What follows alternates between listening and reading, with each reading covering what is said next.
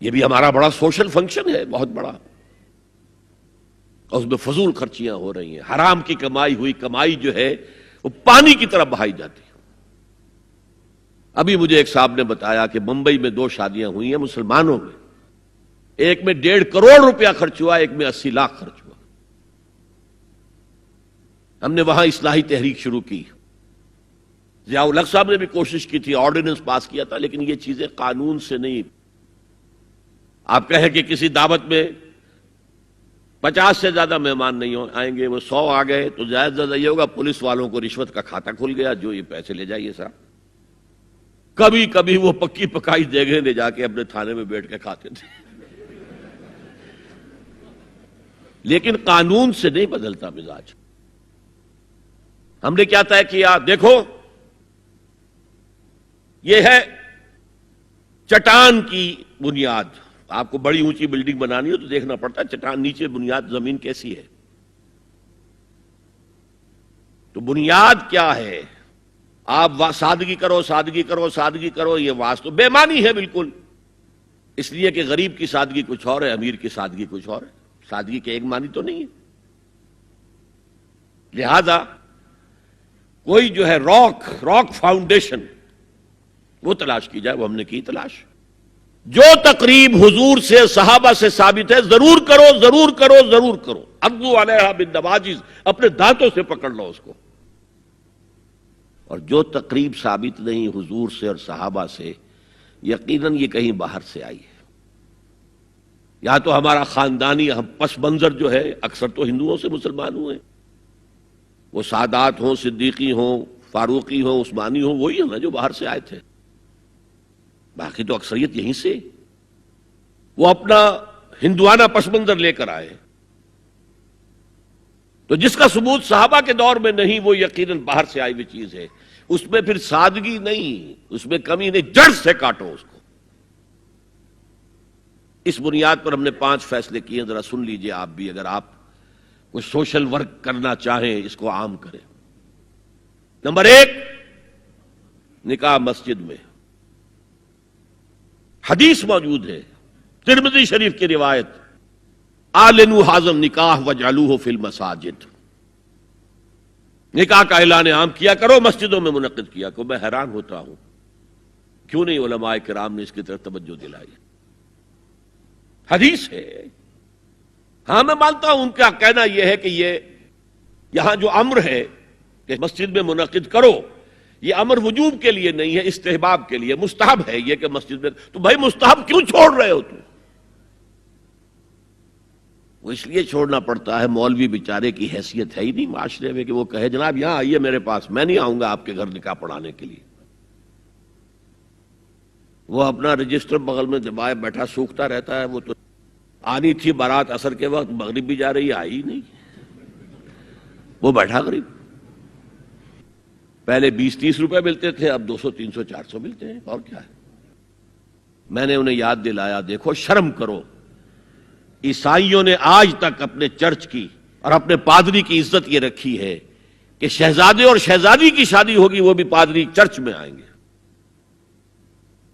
شہزادے کی شادی ہو رہی ہے تو جو ان کی پارلیمنٹ کے ساتھ ہے چرچ، وہاں شادی ہوگی، وہاں پردہ نہیں ہے، لڑکا لڑکی دونوں آمنے سامنے کھڑے ہو کر قول و قرار کریں گے۔ ہمارے ہاں پردہ ہے، تو اس لیے لڑکی کے گھر بھی جائیں گے تو لڑکی تو محفل میں نہیں آئے گی، لڑکی کا ایک وکیل ہوگا، وہ وکیل اجازت لے کر آئے گا، 2 اس کے گواہ ہوں گے، اس کے سامنے اجازت لی گئی، پھر وہ نکاح خواہ کو اجازت دیں گے، وہ نکاح پڑھا دیں گے۔ پہلی بات یہ ہو گئی کہ نکاح مسجد میں۔ نمبر 2، نکاح کے موقع پر کوئی دعوت طعام نہیں، کوئی ثابت نہیں۔ دعوت طعام صرف ایک ہے، وہ ولیمہ ہے، اور اس قدر معقول بات ہے، سب باپ اپنے سینوں پر ہاتھ رکھ کر سوچیں اور میری بات سنیں، کیا بیٹی کو گھر سے رخصت کرنے کا وقت جو ہے وہ خوشی کا وقت ہوتا ہے؟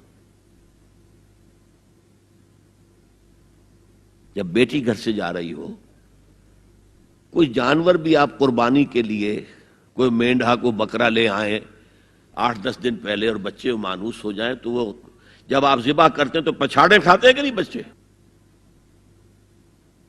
اور یہ لخت جگر ہے، نور چشم ہے، 18 20 22 برس گھر میں رہی ہے، وہ جا رہی ہے.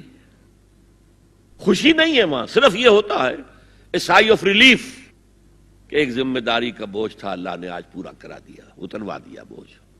پھر بھی اندیشہ ہوتا ہے، پتہ نہیں مزاج ملے نہ ملے، نئے ماحول میں جا رہی ہے، وہاں جا کر ایڈجسٹ ہو یا نہ ہو، اندیشے پھر بھی ہوتے ہیں ذہن کے اندر.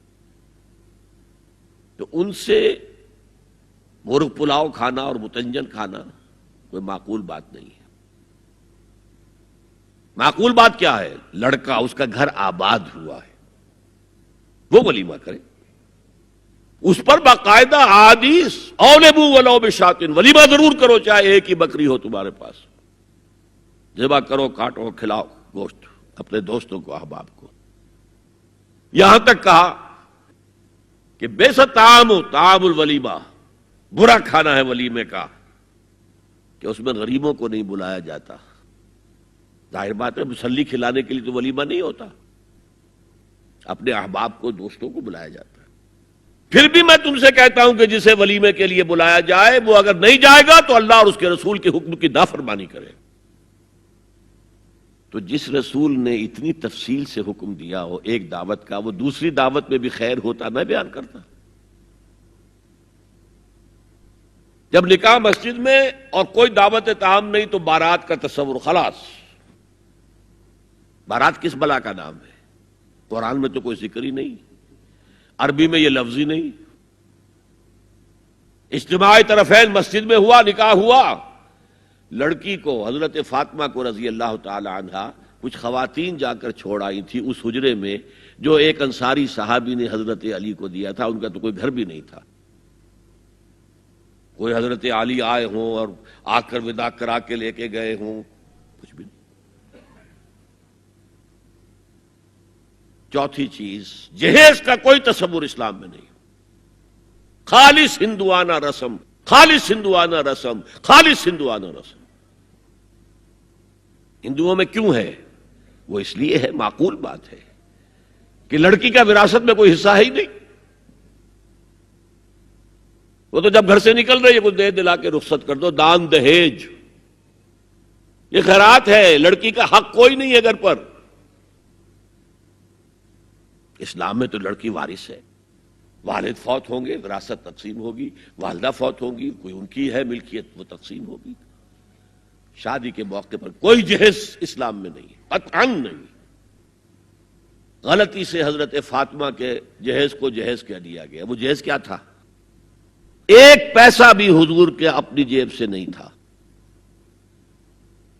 اس شادی میں خاص بات کیا تھی کہ دولہا کے ولی بھی حضور ہی ہے. اور کون ہے؟ علی کا کون تھا مدینے میں؟ اور دلہن کے والد بھی حضور ہیں.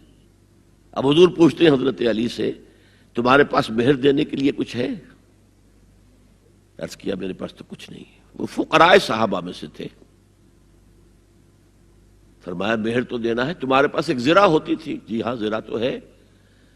انہوں نے یہ سمجھا زرہ تو جہاد کے لیے ہے، کوئی وہ دولت تو نہیں ہے. فرمایا جاؤ اسے بیچو یا گروی رکھ کے قرض لے کر آؤ. وہ گئے، حضرت عثمان نے خرید لی اور کچھ دنوں کے بعد واپس کر دی ہدیتاً. یہ زرہ میں ہدیہ آپ کو کر رہا ہوں. اس وقت اگر کہتے چھوڑو علی، کہاں تو لو میں پیسے دے دیتا ہوں تمہیں، تو ان کی طبیعت پر بار ہوتا. اس پیسے سے حضور نے کچھ پیسے گھر بھیجے اندر، دلہن کو ذرا تیار کر دو. اور کچھ پیسوں سے وہ ایک گدا جس میں کھجور کی کھال بھری ہوئی تھی، اور 2 تکیے جس میں کھجور کی کھال بھری ہوئی تھی، ایک مشکیزہ، کنویں سے پانی تو لانا ہی ہے نا، ایک چکی، جو ہو یا گیہوں ہو پیسنا تو ہے نا، کوئی 1-2 برتن اور. اللہ اللہ خیر صلی اللہ. یہ تھا جسے جہیز کہتے ہیں، جس میں ایک پیسہ بھی حضور کا شامل نہیں ہے. وہ حضرت فاطمہ کا مہر تھا جسے بنایا گیا.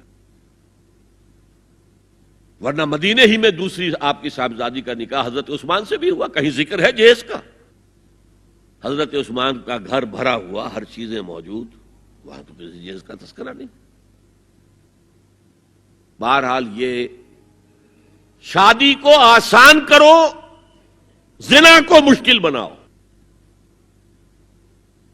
یہاں شادی کے لیے 9 من تیل ہوگا تو رادھا ناچے گی، ورنہ یہ کہ بڑی ہو رہی ہے، عمر ہو رہی ہے، سب کچھ ہو رہا ہے، لیکن کچھ تقاضے تو ہے نا، آخر کچھ تو کرنا ہوتا ہے نا، آخر کچھ نہ کچھ لوگوں کو تو کھانا کھلانا ہی ہوتا ہے نا، بارات تو آخر آئے گی ہی نا، کچھ نہ کچھ تو دینا ہی ہوگا، کچھ جوڑے کپڑے، کچھ یہ. اسلام کا فلسفہ جو میں نے 4-5 باتیں آپ کو بتا، فلسفہ یہ ہے کہ لڑکی کے باپ پر 1 پیسے کا بوجھ نہیں. اس نے لڑکی پال پوس کے تمہارے حوالے کر دیا، اب اور کیا چاہتے ہو تم؟ سارا مرد آزماں مرد آفرین، مرد کو چیلنج دیا ہے، تم مرد ہو، مہر تم دو گے. اور سب سے بڑھ کر کیا ہو رہا ہے آج کل بھی ہوتا ہے، وہ ہمارے ایک کچھ کام ہوتے ہیں اسلامی، وہ بھی ہے کچھ وہی ہندوانہ پس منظر. نکاح کی محفل میں چھوارے کون لے کے آتا ہے جی؟ لڑکے والے. اور پلاؤ کن سے کھاتے ہیں بھائی؟ جس وہ تمہیں مرغ پلاؤ کھلا رہا ہے وہ چھوارے نہیں بانٹ سکتا تھا؟ یہ ہے اسلام اور غیر اسلام کا امتزاج. چھوارے لڑکے والے لے کر آئیں گے اور پھر دعوت اڑائیں گے لڑکی والوں کی طرف سے. هي الحلقات تحفظني بآيات من القرآن، هي الحلقات تملأني بحب المصطفى العدنان، هي الحلقات تحفظني